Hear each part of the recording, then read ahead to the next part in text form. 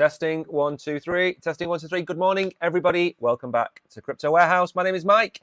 It is the 16th? No, the 15th of April 2025. And I am back just making sure everything is working. YouTube has been playing up today. So I am blind. I can see a couple of people in chat already. In the Know is here. KB is here. Hidden is here. Jan is here. Velvet Rope. Good morning to you all. I hope you are well. Now, where are we going to go with Bitcoin? That's the first question. Number two, has Donald Trump stopped playing silly buggers with tariffs? Are we finally going to see a little bit of calm in the markets? Well, we've got a lot to talk about today, and I am trying desperately hard to spice things up with the streams, because we don't want to talk about ETFs and Bitcoin and Trump every goddamn day. It's not that interesting. But the news is flooded.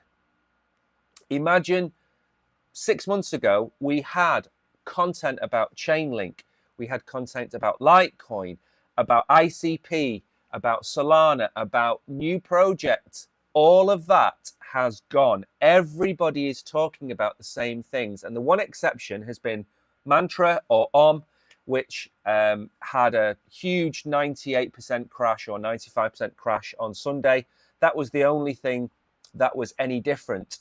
Now, what we've got to talk about today is Vitalik has come out and defended privacy. We're going to talk a little bit about that. Canada, we're going to talk about 3 made in America cryptocurrencies, whether you should look at them for your portfolio or not. We're going to talk about the Trump token and how far that is going to fall from where it is now. And then finally, the article that we missed yesterday was an article about a CryptoPunk whale who didn't declare things. We're going to talk a little bit about that, and also cover off things like tax and the fact that if you do make profits, ladies and gentlemen, you have to pay tax. And there's no point in buying crypto if the goal is to not pay tax. So that's what we're going to talk about today. We've got some X-Files.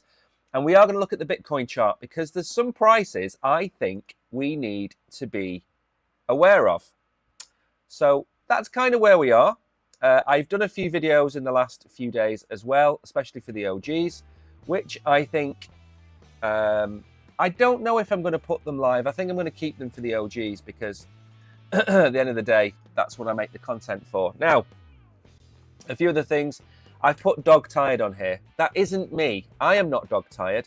I am dog tired of talking about the same things. We seem to be stuck, as Bitcoiners as well, in this pattern where last year, between April and September or October, we didn't do anything. It was Groundhog Day, okay? Except I am nowhere near the actor of the guy who was in Groundhog Day. So Bill Murray.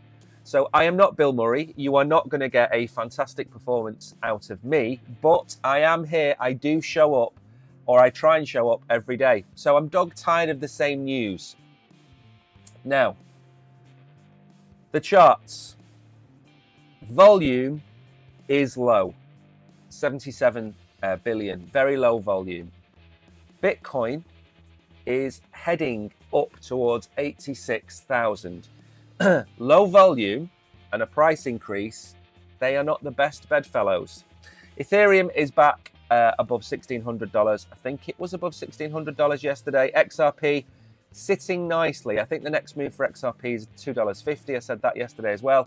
BNB's next move is to get back to $600. Solana, you had your chance, I think, but we spoke about this as well. $100 to $110, I think, was the sweet spot. We're at 131. There's probably going to be a barrel load of positive news coming out about Solana in the next few weeks, especially as we start ramping up towards the ETF launch, which is going to be this year, no matter what anybody else says. The same with XRP. The one thing I would say about both of those tokens is they're both going to move up, but they're not going to go to $2,000 in Solana's case and $30 or $40 in XRP's case. Look at the market cap. Look at the volume on those coins. 125, 126 billion and 68 billion. They're going to move. They're going to move, but they're not going to make you rich in 6 months. You're going to make a good return. Now, please bear that in mind. We are running out of time for you to make 10 and 20 and 30 X's. So when you look at some of these tokens and you're looking for the end of the year, expect 2 or 3 X's at most from some of them, not these 10 or 20 X's. That 10 or 20 X is from the low. So if you look at Bitcoin, Bitcoin was at, let's say, 20,000. Bitcoin has already done a 4X. And that's what people don't understand. They go off the previous all-time high, which is 69,000, and they say, okay, well, we'll do a 5X from 69,000. It's normally from the bottom to the top. So Bitcoin has already done 4 or 5X. How much higher can it go? Well, if it goes to 150,000, that's almost a 10X. It's not bad, but you've got to get it at that price. Now, if your goal isn't November and your goal is 2030 or 2040, you just keep buying the assets. It makes no difference to you. Gainers then and losers, we have the coin that I don't like saying the name of on the channel. VeChain is up, don't know why. That is an OG token. That's been around from before I got out of my school shorts. That's been around for decades. It hasn't been around for decades, but it's been around for a very long time in crypto. Casper is up, Story, we're going to talk a little bit about that later on. Ton is up, Radium is recovering, but remember, Radium's come all the way down from about, what, $4 or $5? That's not a bad price, and that is not a bad market cap for Radium. 600 million is not a bad market cap at all. Losers, 60 cents, 60 to 80 cents. That's the sweet spot for Mantra. But look at the 7 days. It's down 90%. It got absolutely hammered. And a lot of people out there are going to say to me that it was a rug pull. Or a lot of people out there are going to say that's a scam coin. It isn't. It's not a scam coin. What happened is it has no liquidity. There's no liquidity in Mantra. So when there was a mass sell-off, it caused cascading liquidations and everybody got wiped out. And I'm sure if we go and look at Mantra now, it's not going to have an awful large liquidity. Liquidity. Oh, it's not mentioned on here. It doesn't matter. Anyway, Mantra, I think, is going to recover, but I don't know to what price and I don't know when. But it's not a scam. It's not like Trump or Melania or any of these meme coins. It's a project that didn't have the liquidity. It was probably way overvalued and it's now come down. But 60 cents, 60 to 80 cents was the price I have been saying that you could pick up Mantra at. And if you go even further back, you can see one of the videos I made. I think I said 80 cents is the price to buy Mantra. So it's just back at where we said it was going to be. It's just had this hype season, which caused it to go up.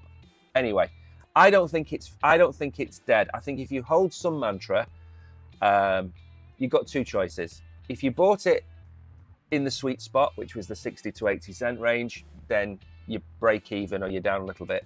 If you're buying it at $5 or $6, you're down a lot. There's no point. You might as well hold it. I don't think it's a scam. Flare is down, XDC is down, Helium is down, but these are down tiny amounts. Official Trump is down. We're going to talk about that later on as well. I think we've done the gainers as well, haven't we already? Didn't we do the gainers? I think we did.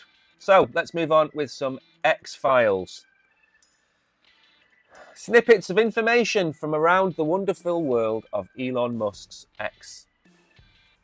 Love him or hate him, it's a good job we've got X. Let's put it that way. Right then. Let us move on. Come on, come on, come on. Now then, this has nothing to do with crypto at all, but has everything to do with how clever dogs are. One dog struggles, climbs under, doesn't know how to get out.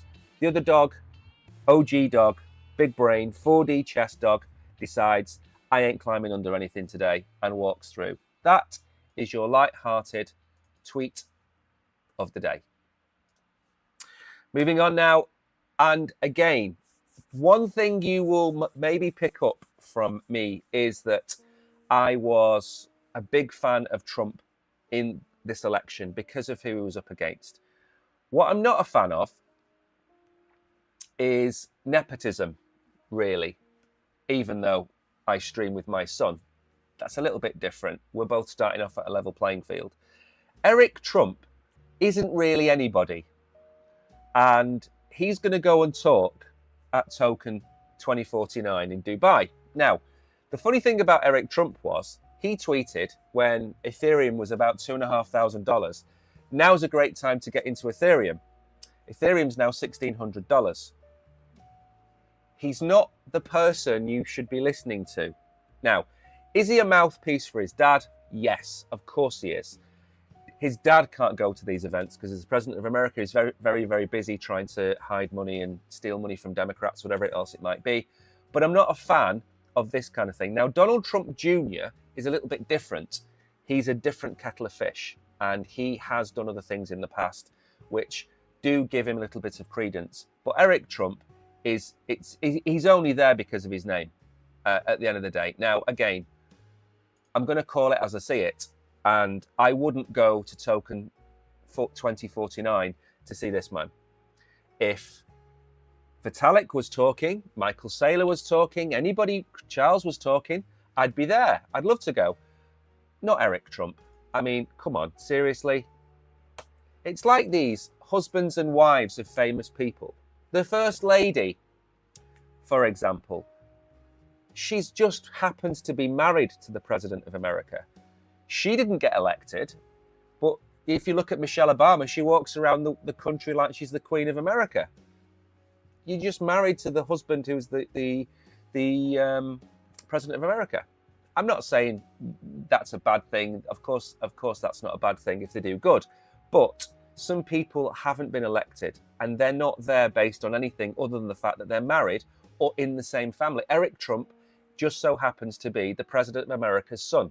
But he's not a celebrity who should be going to these types of things. Now, you know how much I dislike Coles. Number one, I absolutely hate this term. Key opinion leaders. It's trash.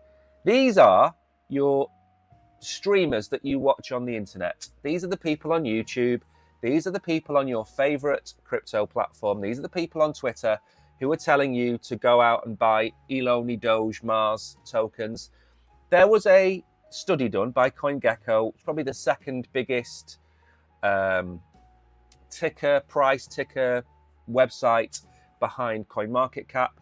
And this was the trust that they put into, or this was the question about how much trust they put into these calls. No trust at all, 1 in 5. Slight trust, again, just over, maybe 1 in 4. Somewhat trust, a third. Mostly trust and completely trust, another fifth. I am surprised by this.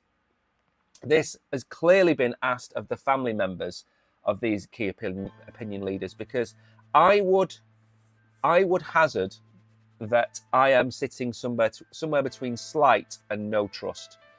And that's not fair on the smaller individuals or the likes of Ben Cowan. But what you got to understand is when you are Crypto Wendio, when you are, what's he called? Crypto Zaros George, when you are BitBoy Ben, or when you are Crypto Banter, projects go to them and offer them $50, $150, $250,000 to talk about their project. Now, you'd have to be a madman. You'd have to be absolutely crazy to turn that amount of money down, because that's the amount of money that swishes around in crypto. Also, there's others out there, which I won't mention the names of, who receive a monthly retainer of $10,000, $15,000 to talk about a project. Now, that is fine if those projects are legitimate. But a lot of the time, I'd say 2/3 of the time, they're not. They're not legitimate. If they're talking about an exchange, that's one thing. If they're talking about, Polkadot, or if they're talking about Ethereum, fine, I get that. But these aren't. These are pre-sales. These are meme coins. These are AI meme coins. These are tokens that have gone down 95%. And I don't think you should trust anybody at all on the internet who sits here talking to you, okay? It doesn't matter whether it's crypto or whether it is financial freedom, or whether it's make $1 million a year by the time you're 30. I don't trust any of them. It's all horse crap. It's all horse crap. You should listen and take it in one ear, take any bits of information you think are valid out, and then throw the rest in the bin. That's just my personal opinion. Now then, with a slight wry smile, the largest CFI lenders by outstanding loan book as of the year. Now, there are some names in here which you will recognise, such as Tether, such as Ledner, which is Lend, obviously, such as Unchained, such as Goldfinch, TrueFi, and of course, Maple Finance, who is the sponsor of one of the sponsors of our channel. And they've come out of nowhere. In all honesty, they've come out of nowhere. Now, they are a legitimate business. They're up there with the likes of Coinbase and Tether. They're legitimate business. And we will work with legitimate companies. And if you're not a legitimate company, we will not work with them. And that is our simple, hard and fast rule. And we do that not for your benefit, although it is for your benefit. We do it for our benefit because we don't want to be associated with scams. We try our hardest to avoid being associated with scams. But Maple is now a top 5 CFI lending platform. And that is who we are associated with. The same, we will talk about WolfSwap. We made a video about them yesterday. They've launched a new product, which is a yield optimizer. So it farms liquidity pools for you and auto compounds your interest. Again, another legitimate business. But I say don't trust anybody, don't trust anybody. Now then, where are we? We are at an important juncture in our journey with Bitcoin. We've got the Buy the Rumor, Sell the News event, which was Trump's inauguration. We've got the all-time high, which is about 109,000. And ever since then, we have been wetting the bed, as I like to say all the time. And we have two numbers that I think we need to get above to do something. And the first number is this one, which is about, it might actually be a little bit lower than that if I drag it down a bit. It's about there, which is about 87,000. Let's just call it 87,000 for the sake of it. That's the bottom of the bull market support band. And then the next one above that is at 94,000. Now, until we are up here and we are clear up here, we are no better off than we were here, or I suppose here. Okay? We are still below the bull market support band. Now, what is important is you can see these little green and red lines that go into this area and then they come straight back down. So Bitcoin has a decision to make. Are we going to break this 87,000, 86,800 level? Are we going to break it? Or, as we have done, let's say 1, 2, 3, 4, 6, maybe about 8 candles worth of wicks into it. Are we going to do this? Is that the plan?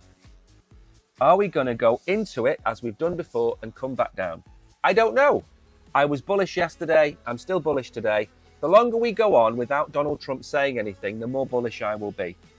But for me, 87,000 gets us back in the game, and breaking above 87,000 towards this area here, that's where I would want to see us go.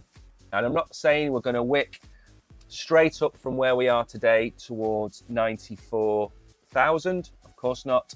But if we can get back in here, maybe get to about 89, 88,000 and kind of, do that, that'd be amazing. But it's not likely to happen. If you go and you look at where the bull market support band is, what you tend to do is you break it and then you get rejected. You break it, you hold it as support and you move up. So we've got two options. And if you look, this is probably the one where we would like to see, where we break into it, we wiggle around and then we break out. Now, I have said that I have expected an all-time high in Bitcoin by the end of April. Now, just to give you an idea of how fast that can move, if we take this line here, and this is just to give you an example, not saying this is going to happen, I'm just giving you an example of how fast Bitcoin can move. We would be at an all-time high in May from here if we followed that type of line there, which I'm not saying we're going to. I'm just giving you an idea that in 4 weeks' time, 5 weeks' time, we could be at an all-time high. That's how fast it moves. If you look at Bitcoin, it makes these moves. And then what happens is it goes down, and then it makes another move, and then it comes down. Bitcoin spends its entire life being miserable, okay? It's the Jack D of crypto. It's miserable. It sits there being moody, okay? It sulks. It has this big run up, okay? Falls over, it scratches its knee, wiggles around, and then comes back down. It's boring. And occasionally, we get that kind of move, and everybody's ordering the Lambos, and everybody's excited, and then we just do that. So for every 4 weeks of excitement, we get 6 months of nothing. That's the way we look at it. So for me, we've got to break this figure here, which is, like I said, it's about 87,000. That's what we've got to break. And we're not far away. What are we, 1% away from that? That can be done in an afternoon. That can be done in an hour. So again, the other important thing is we seem to have broken out of this channel. This channel here, which we've been stuck in, we seem to have broken it. And it doesn't mean we're clear and dry. We could just come straight back into it. So we're at a decision point for Bitcoin. Are we going up? Are we coming down? We don't know. I am not going to sit here and guess. We just have some numbers to aim at, and that's pretty much it. And the Oracle, hopefully, will be better by tomorrow. The Oracle wasn't well yesterday. He was supposed to be streaming yesterday at 5 o'clock, and he wasn't too good. He didn't feel himself. So we gave him the afternoon off, but we are back on Wednesday.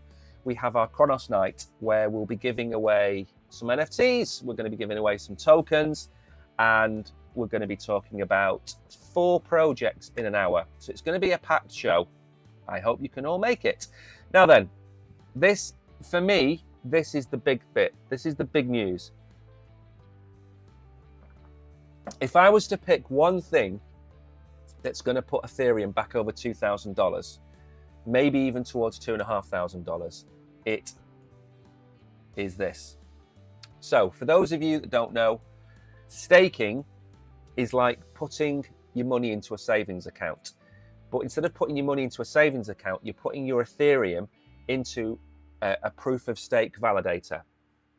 And what happens is that validator and every other validator helps validate the blocks that get added to the Ethereum blockchain. And in return for you helping them validate the Ethereum blockchain, they pay you in Ethereum. They give you staking rewards. So it's not called interest, it's called staking rewards. Now, Bitcoin doesn't have that because it's proof of work. Ethereum does. Solana does. And what they've been trying to do is get the ETFs, the Ethereum ETFs, to be able to earn these staking rewards. So you put your 10 ETH into Grayscale Ethereum ETF, and at the end of year 1, at this moment in time, you will have 9.95 or 9.93 ETH because they will charge you a fee. Now, if they get the staking rewards after the first year, you could very well have 10.25 or 10.2 ETH because you will get your staking rewards via Grayscale or BlackRock or whoever.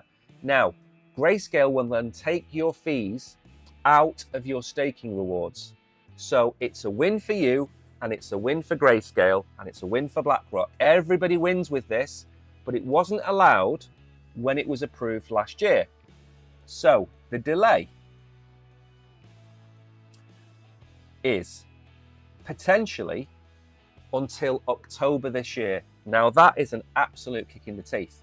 October is the month before the all-time high. in my head. Maybe not in reality, but in my head. So we've got to wait an awful long time for this. And it's not just Grayscale that are applying for this. There's loads of people applying for this. So they've got an Ethereum trust and a mini trust. I don't see the point in why they did that. I know the mini trust has tiny, tiny fees and the Ethereum trust doesn't. I don't see the point of why they did it, but there you go. So the deadline is the end of October. February the 14th, the New York Stock Exchange filed a rule change on behalf of Grayscale. We don't need to read any of that nonsense. The annual yield is 2.4%, and others it ranges from, it's not too, well, don't believe 7%. I think it's about 2.5 to 2.8%. That's, I think, the ballpark figure. But the race for staking the Ethereum ETFs includes other asset managers, as we've just said. Now, also, one other thing to bear in mind with this is they don't want to give people a competitive edge on this.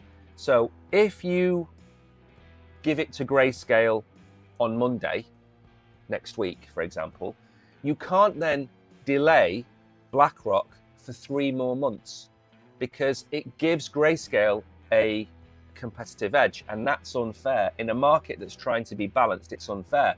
You see this with the ETF applications. Somebody could apply in November and December and January. You could have 3 applications, 3 different dates. And what the SEC will try and do is create fairness. So it probably will approve them all at the same time. With the staking, expect all of them to be approved in October. And maybe that's why the delay is there. Maybe it's delaying it till October so everybody can get their applications in. Then they can assess them in one go, make sure they check all the boxes, and then they'll approve them all in one go. But I think October is way out there.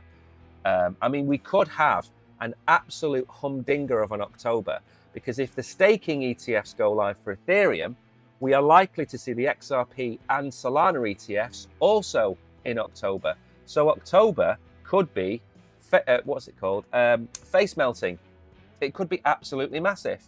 Right then, Ethereum's Vitalik Buterin calls for stronger privacy tools to counter centralization and data abuse. There he is, the man, the myth, the legend, Vitalik.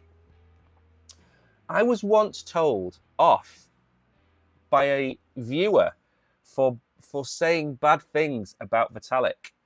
Now, my friend, if we live in a society where you can't challenge anybody, that's not the kind of society you want to live in. And if you do want to live in that kind of society, I suggest you move to North Korea. Everybody is Michael Saylor. You should be able to challenge him. Donald Trump, whoever it might be, you should be able to question everybody, including me, including Donald Trump, including Vitalik Buterin. They are not they are not a deity. They are not without fault, and he has many faults. So he has advocated for improved privacy on the network as a core solution to centralization. He explains why is supporting privacy, noting that it is necessary for freedom and order. The blockchain expert believes the technologies are already available with ZK, SNARKs, and FHE. Now, the problem with privacy is you're going to have an ongoing battle between a nirvana and a realistic world or outcome. You can't have 100% privacy in everything. But I know where he's coming from, and he's coming from a good place. But you can't have privacy, transparency, safety. You can't have all of those things in this world, because the things that are built for good can also be used for bad. When people in the real world express concern about centrally operated technical infrastructure, the concern is sometimes about operators changing the rules unexpectedly or deplatforming users, but just as often it's about data collection. And I kind of agree with that. He spent a major part of his essay debunking previous theories and assumptions about the need for transparency. According to him, the assumptions that led people to advocate for transparency decades ago have turned out to be wrong. Government will become better intentioned, and that society will grow more tolerant and accepting. have not come to pass. No one agrees that governments have the best intentions and culture has regressed and become less tolerant. Absolutely. There's many documentaries, some on Netflix, some on YouTube, about all of this, the polarization of society. We have more information today than we've ever had in our lives. Misinformation is rampant. Yes. The issue you've got is the fight between censorship and misinformation. That's where the battleground is. Privacy gives you the freedom to live your life in a way that better suits your personal goals and needs without having to constantly balance every action between the private game and the public game. Now, again, I agree with this, but there is a balance. As everything in life, there has to be a balance between privacy and openness. And where I agree with him is that what can be used for good can be used for bad. And again, I'm not going to put my tinfoil hat on and start talking about conspiracy theories. That's not for this show. Maybe we'll do a show on it in the future on a different channel, maybe. But suffice to say, you cannot allow bad actors to use privacy to protect their ill-gotten gains from the law. The law has to be able to track down stolen assets. Irrespective of how we end up with the blockchain on Ethereum, you have to allow the authorities to catch the bad actors. You cannot have 100% privacy. Now, maybe there is a balance, and maybe the clever people out there, Vitaliks of this world and whatever it might be, Charles, maybe they'll come up with a solution in the future, but that solution has to abide by what governments want. And yes, governments aren't good actors, and yes, governments are not necessarily for the people, but if you want to operate in a country, you have to abide by laws, and that's the rule. Law has to be upheld, and you have to abide by the rules. Canada is set to launch the world's first spot Solana ETF on April the 16th. Now, I did say at the start that we weren't going to sit here and talk about the same things over and over again, and I get that, but believe you me, find me things to talk about, because there's nothing out there. Nothing other than this. It's like a barren wasteland. And another thing that's a barren wasteland is there's nobody chatting on Twitter. Society is too accepting of the wrong things. Absolutely 100% agree with that statement. You are foregoing the rights of the many for the rights of the few. And I think that covers pretty much everything I see online.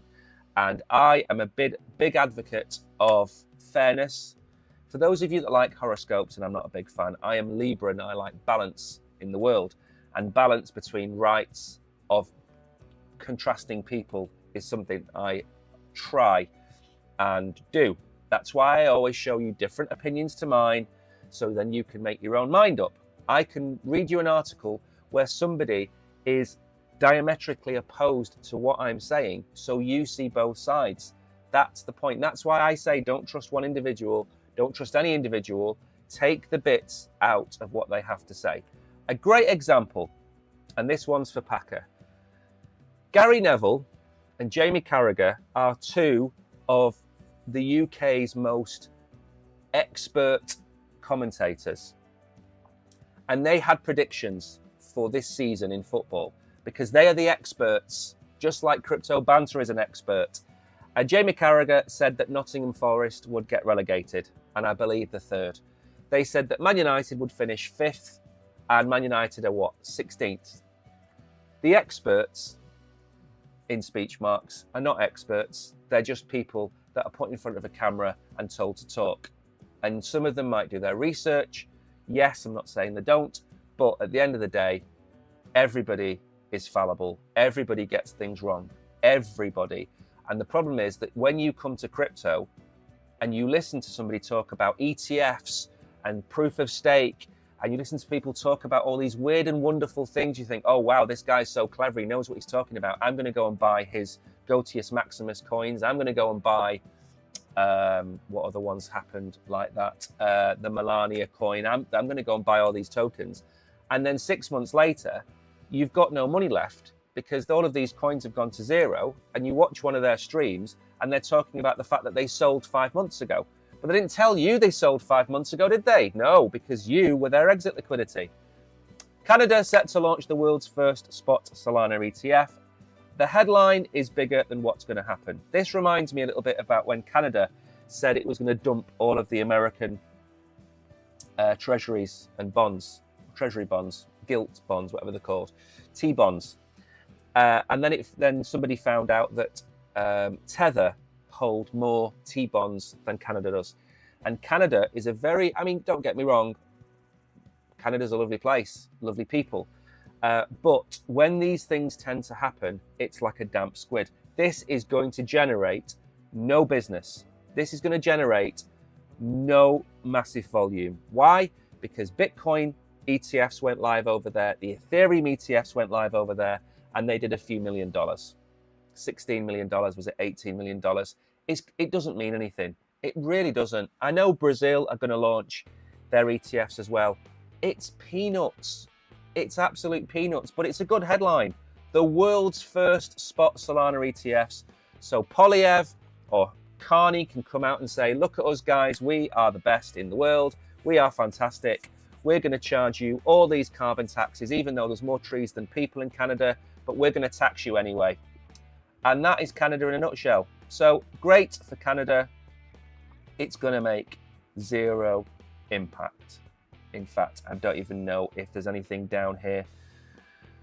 Yeah, I mean, there isn't really anything to talk about here. I think over the next 6 months, Solana is going to start to appreciate as we get towards the ETF.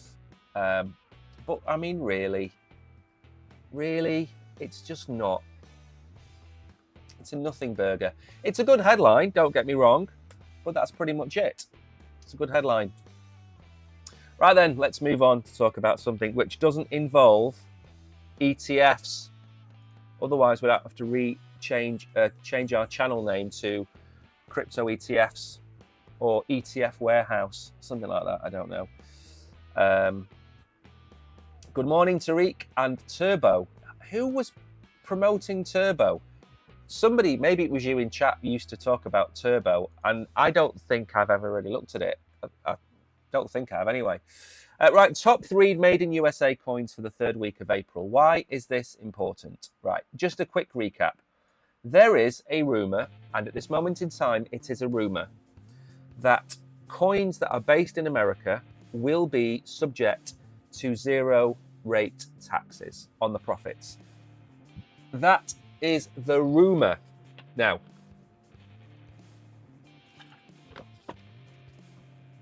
we know that Trump isn't going to announce all of these things on day one. He's not going to announce all of these things within the first 3 months. These things are going to be spread out. There's also a rumor that anybody earning under a certain amount of money in America is going to pay no tax. These are all rumors. Now, why would that be important? Because if you're an American trader and you're given a list of made in the USA coins that you can trade and profit on without paying tax, guess where the dollars are going to go? They're going to go to these tokens. Now, Bitcoin, I think, is going to be included in that list, even though it doesn't have a made in anywhere stamp on it. It's still a really good idea to look at this. The same way you can look at the ISO 9000 or whatever is 60,022, whatever the number is, tokens. That's another good example. Why? Because all of those tokens are able to be integrated with the banking system. That's not a bad idea. It's not a bad idea to look at all the tokens that are going to have ETFs.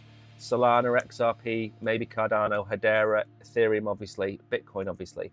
It's not a bad idea to look at those tokens. There's more than one way for you to compile a portfolio, and I don't think this is a bad idea, looking at the made in the USA coins. And there's a few of them. There's probably 20 or 30 of them that are worth looking at. Now, this has picked out 3.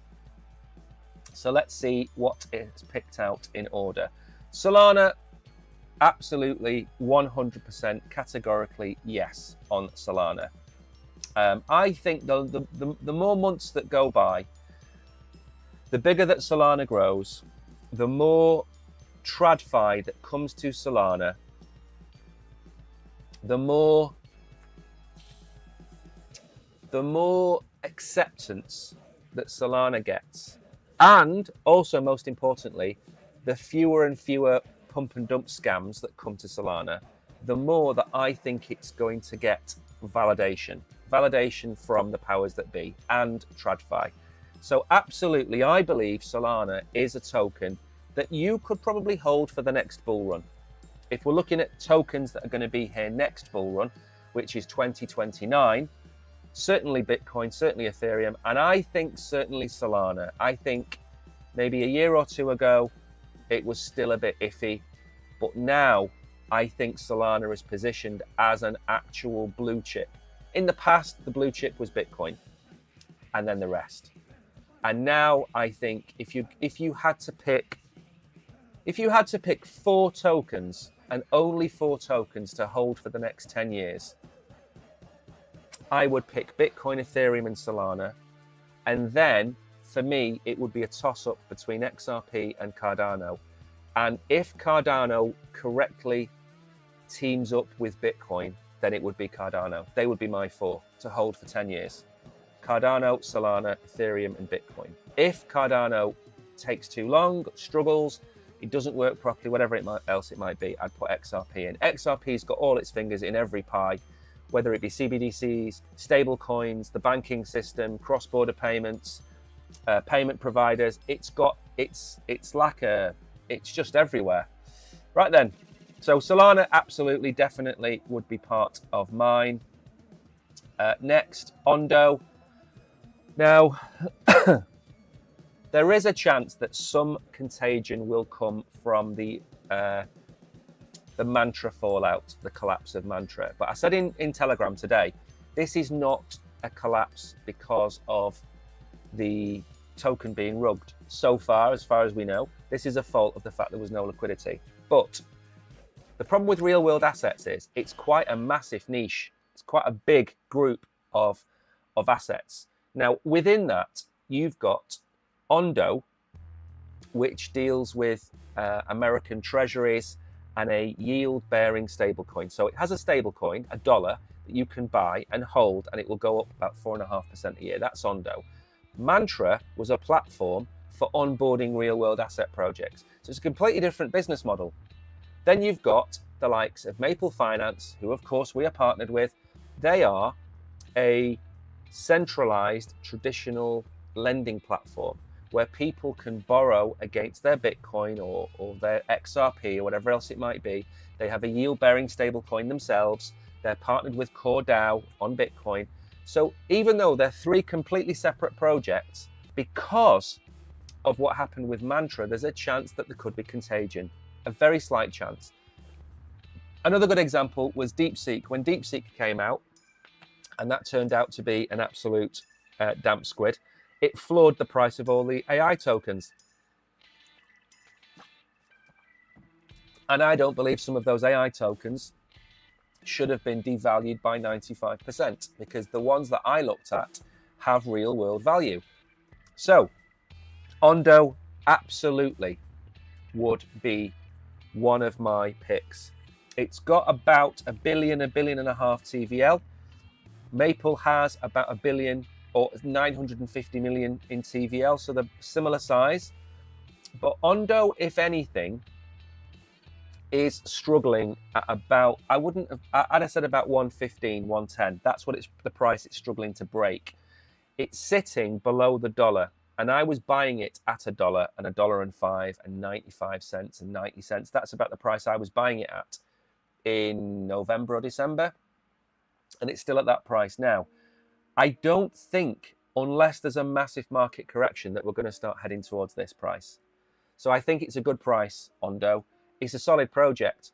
And as I've been saying, one of the things you look at is, does a project make money? Does a project generate revenue? And does that then generate a profit? That should be in your mind whenever you look at a project. The difference is in crypto, because there's so much speculation, you could look at a project. Story is the next one. This is the one I wouldn't touch for now. This is an IP project. And again, I get it. I just don't like it. I understand what it's trying to do, which is basically protect the IP of certain things. I get that. I've not bought it. I'm not warm to it. I mean, there's going to be people out there that that are in it. I mean, I own some shares in that music one that buys people's back catalogues, like Justin Bieber's back catalogues and people like that. I can't remember what they're called now, but I've got shares in that because I understand that by buying a back catalogue, they make money off those songs being put into films. They make money off the residuals. I get all of that, and they pay an upfront cost to buy that portfolio on the proviso that over time they'll make more money back than they paid for it. I get that. I understand how Ondo makes money. I understand how Solana makes money. I don't know whether there's the demand for Story. I don't know if it's too early, is what I'm getting at. So out of these three, I would pick Ondo and I would pick Solana. Absolutely, definitely. But I'd be careful as well about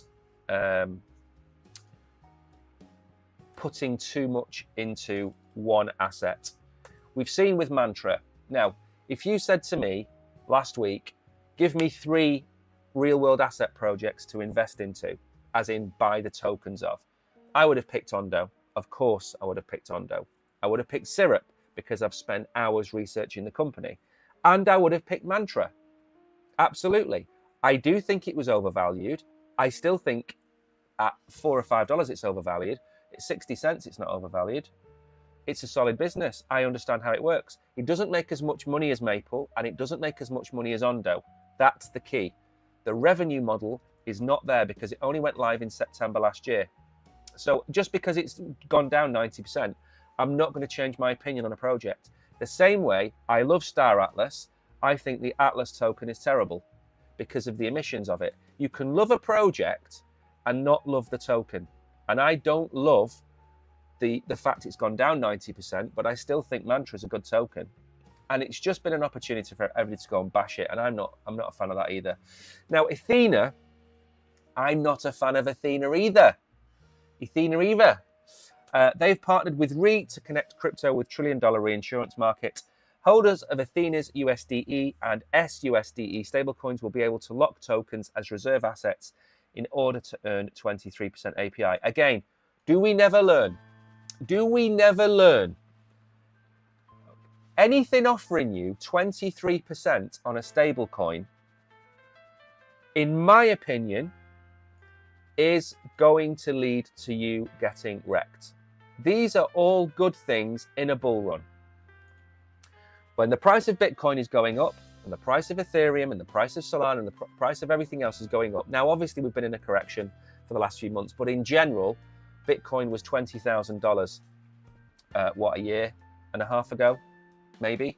It's now at $85,000. We can go back at any point in the last 4 years and Ethereum will be the same price. We'll forget about that one. But Solana was back at $20. It's now at $130. So the market has gone up. Now, as far as I remember, Athena was an algorithmic stablecoin. But paying this amount of money, for me, I don't know how they generate the yield. Because Bitcoin doesn't pay. Ethereum pays 2.5%. Solana pays 7%. And maybe I'm being stupid, but I don't see how this is going to work. But RE is a restaking protocol focused on a tokenized real-world assets for the reinsurance market in the next post today. Per the announcement, users who hold the USDE or its restaked version can earn yield by locking their tokens as reserve assets through via RE to support insurance companies integrated with the protocol.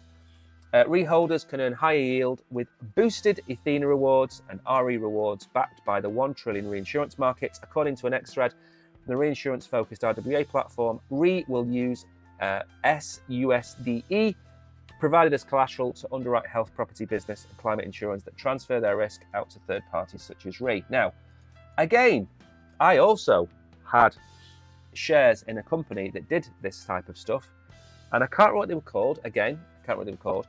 And Miami got hit by a massive tornado massive hurricane hit Miami, and not only did it wipe out Miami, it wiped out this reinsurance business.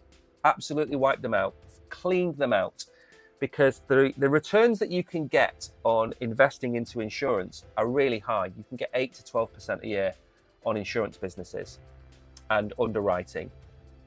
But the problem is, when there is a catastrophic disaster, you lose massively. So aeroplanes are all insured, but they're not insured by the individual companies. So British Airways, Air Canada, Lufthansa, they all pay into the same pot. And when something happens, that pot gets emptied. Now, if more needs to come out than what's in the pot, you see insurance companies going to the wall, reinsurance companies going to the wall. And the one I was in got absolutely hammered by, I think it was 2 years. I think they survived 2 years.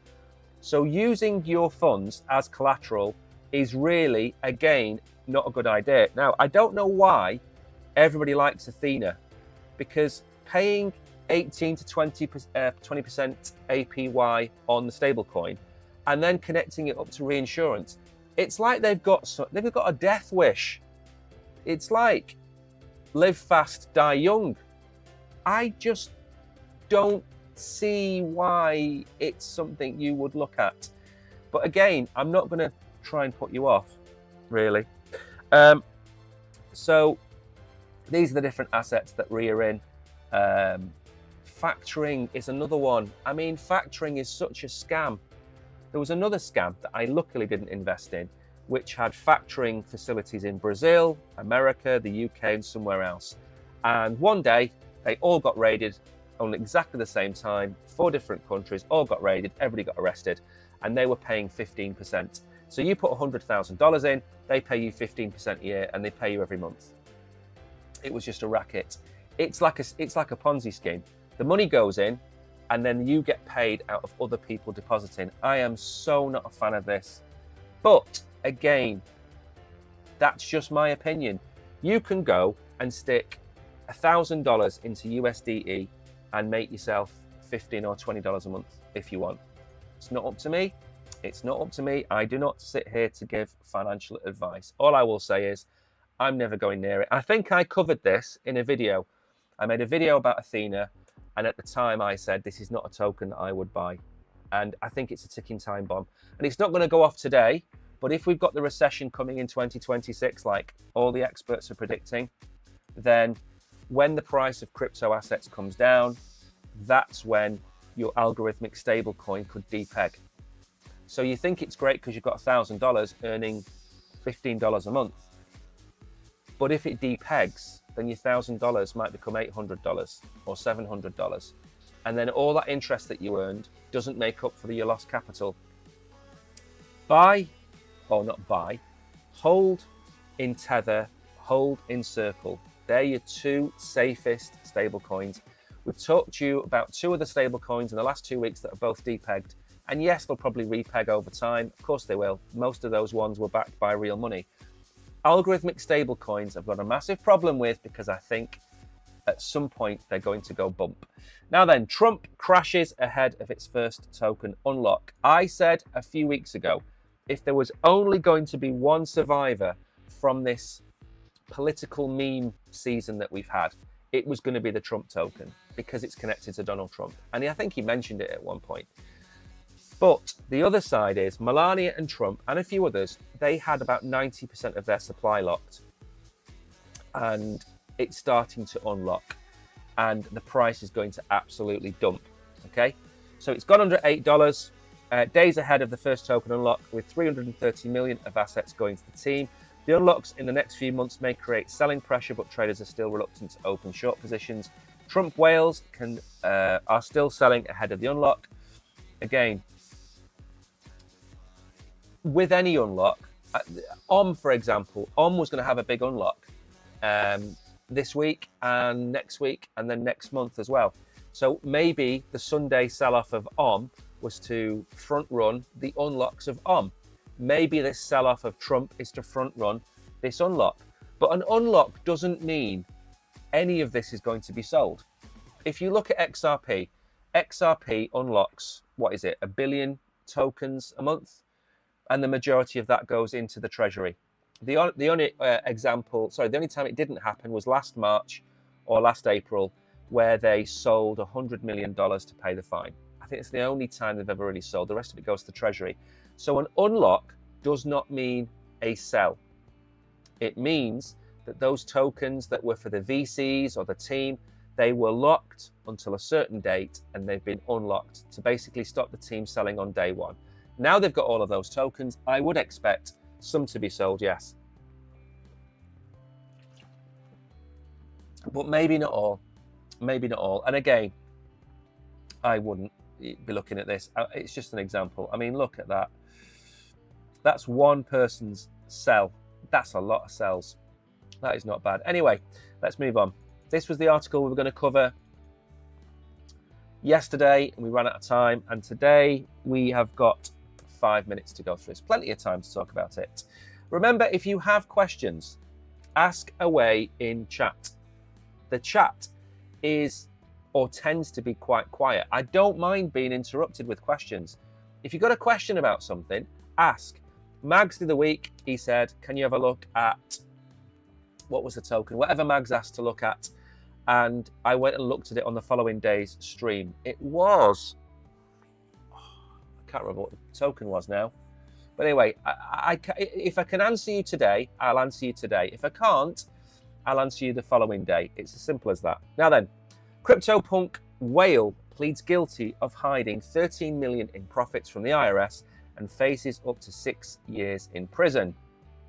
For those of you who don't know, Bored Apes and CryptoPunks, they were the first two OG NFT projects. They're the ones that have held value, even though some of them have come down massively. They've held more value than most. Now, this 45-year-old trader from Pennsylvania faces jail time after pleading guilty. The trader faces a maximum of 6 years. Oh, a guilty plea will reduce his sentence. Waylon Wilcox, that's the name and a half, pleaded guilty to underreporting his income. According to the US Attorney's Office, he received 13 million from his sales of 97 CryptoPunks, but failed to disclose the sales on his taxes, avoiding 3.3 million in tax payments. I mean, at the end of the day, you make $13 million from a few pixels, and you've got to pay $3 million in tax. So you're clear of $10 million. Now, the difference between $10 and $13 million is not as big as 13 million and going to jail. And that's what's important for you to realize. If you sell your Bitcoin and you make $50,000 in your country and you don't report the tax on that, then you, quite rightly, should be chased and fined and whatever else it might be. You have to pay your tax. Now, if you don't like your tax of where you are, move somewhere like Dubai, where you're happier, okay? But if you live in America, you live in Canada, you live in the UK, whatever, you've got to pay your taxes, okay? I've paid an arm and a leg in taxes over the years, okay? But you have to do it because you've got to pay for hospitals, you've got to pay for the police, you've got to pay for the lighting, things like that. Now then, the IRS criminal investigation is committed to unraveling the financial schemes involving virtual currencies and non-fungible tokens. Yes, yes, yes. He faces a maximum sentence of 6 years in prison. His guilty plea will have it reduced. This happened at the height. He made a lot of money. He cashed out at the top. Fair play to him. What I would also say is we made a video about and this isn't a shill, by the way. Close this down now. We made a video about a tax software. Kishan, in fact, it was Kishan in chat who said one day, can you find us some insurance software? So we went and found one, whichever one it was called. And what you can do, let's make sure this is closed. Hang on a second. What you can do with the tax software is you can connect. Good morning, Kishan. I'm actually talking about you now, Kishan. You asked me to find you some tax software last year, the year before. Now, what you can do with them, and the reason I'm telling you about this, is not to promote whatever it was that I found for Kishan, because I don't think I even put an affiliate link on it. I think I just found it for Kishan. Is you can connect them to the exchange that you're on. So you're sitting there and you're on Exchange X. and you connect that to this crypto tax software, and it will go through all of your trades. It will go through all of them, and it will tell you how much profit you've made. It will break it down by token, and you can see how much money you've made. Then you can even print off your own tax return. And I think at the time it had the UK, America, Canada. I even think it had India in there. And it does it all for you. So I'm not saying you go and find that video and use that software. What I'm saying is that it's not as difficult as it sounds. You might be sitting there thinking, you know, I've done 1,000 transactions in a year. I can't possibly do this. It's too difficult. But what you can do is you can plug in a bit of this software, whoever they may be, and it will do it all for you. And I think it's $50, $49 or $99 or something like that, which isn't an awful lot of money if you're talking about $10,000 or $20,000 worth of profits or whatever it might be. So all I'm saying is, I don't want to see people getting in trouble because they didn't realize they had to pay tax on it. Now, the other thing, and the last thing I'm going to say, because I don't want this isn't a tax show. You only pay tax on your realized profit. So if you bought Bitcoin at $50,000 and it's now worth $100,000, that $50,000 profit is only taxable when you sell that Bitcoin. Okay, that's it. So you can build up your portfolio over the next 5, 6, 10 years, and then you can pay the tax after that period of time. And obviously it'll be a lot more because Bitcoin will have gone up in value. But the point of the matter is you should pay your taxes. I don't want to see anybody getting in trouble. It's not really, you know, what you should be doing. Just stay safe, basically. Anyway, now there is a change to the agenda. So tomorrow morning, Thursday morning, there is no stream by me. I am back on Friday. Tomorrow night is a stream. So I am not a spring chicken. Okay, not a spring chicken. Doing a Wednesday morning, a Wednesday night show, and then not streaming on Thursday is great because I have a bit of a rest on Thursday, but it's tiring. I'm knackered on Thursdays, and then I've got to get the stream ready for Friday. So because I'm getting old and a little bit creaky in the bones, I'm going to do the stream on Wednesday night with the Oracle, and then I'm going to have the Thursday to make a few videos. And I just need a little bit of extra time. So this weekend, I worked Saturday and Sunday. So I've not had a day off from making content for quite a long time. So I'm going to have a day off on Thursday. And Wednesday, I'm preparing Wednesday nights, even though most of it's done. So there's no stream tomorrow morning, no stream Thursday at all. And then Friday, I will stream on Friday. And then if we stream, or if we don't stream from the office, the Oracle will stream on Friday as well.